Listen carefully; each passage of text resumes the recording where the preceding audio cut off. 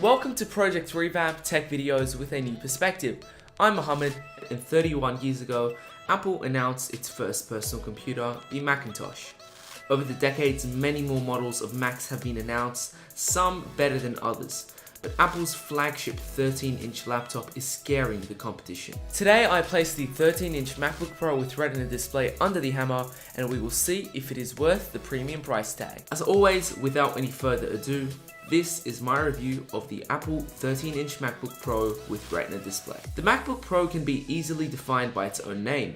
It's supposed to be a professional laptop built for professionals for professional uses. It should be able to smoothly run professional applications and should come built in with professional hardware and professional software. This is the ideal pro laptop. So, does the MacBook live to its name? That's a complicated answer. I'll begin with the hardware of the MacBook Pro. This laptop is close to the definition of professional, at least in the hardware compartment. The design is absolutely the best in its league, so good that competing brands shamelessly copy the flawless design.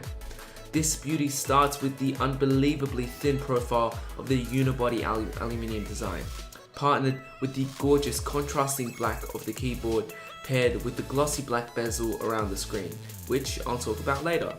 The large, spacious trackpad in my eyes is the best in the business, made of aluminium covered with a thin sheet of glass, which makes it prone to cracking, if you ever do drop the computer. The multitasking gestures are great, and I'll talk more about them in the software review.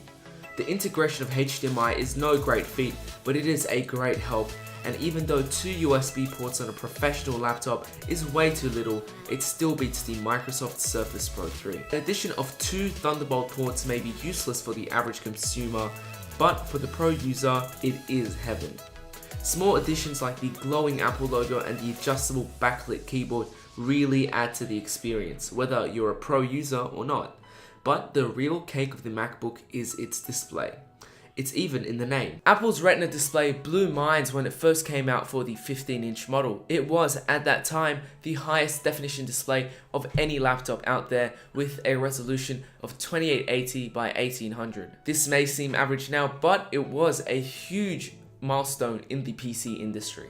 Later on, Apple introduced the 13-inch, which supports a 2560 by 1600 display, which is still great for crisp photo editing, though a larger, more pixel-dense display may be better for editing 4K. For the size and portability, you really can't get any better than this. The colors are great, the blacks are deep, and because the screen is laminated, you feel as if the text and pictures are right under your fingers.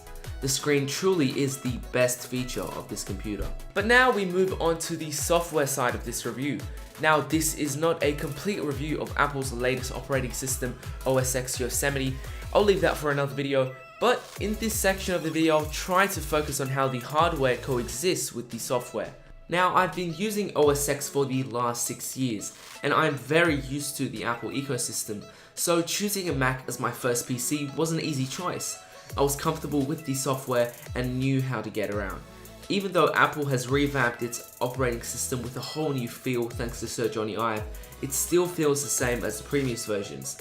Apple is continuing the same motto of just working, and never has Apple fulfilled this motto more than with this software.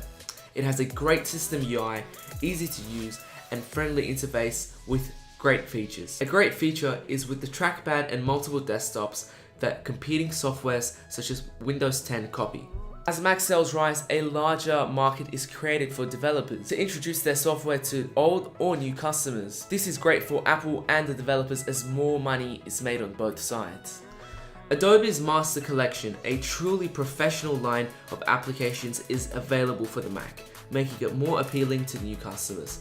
Apple even has its own line of professional software for video and photo editing, music making, which I use on a daily basis. For free, Apple offer the iLife and iWork lines of applications to compete against Microsoft with brilliant Word, PowerPoint, and Excel applications. But Pages, Numbers, and Keynote aren't what you expect of professional software, and that is why many opt out to get Microsoft applications, even though they will spend extra money. In my eyes, the greatest feature of Apple software is its amazing flow. Everything just moves beautifully, with no lag to stop the animations. text is vivid, the transparency is beautiful, and in my eyes, it is the most beautiful UI Apple has ever developed. Now, you may pay a premium price tag for this laptop, but in my eyes, I think it's worth it. Apple's flagship MacBook, in my eyes, is the best Mac they've ever created. This was my review of the 13-inch MacBook Pro with the Retina display. Hopefully you guys enjoyed it. If you did enjoy it, make sure to like the video, comment down if you have any questions, and I'll be sure to get to them. And of course, subscribe to Project Revamp. It's a big help as always. Thank you guys for watching, and I can't wait to see you in the next video.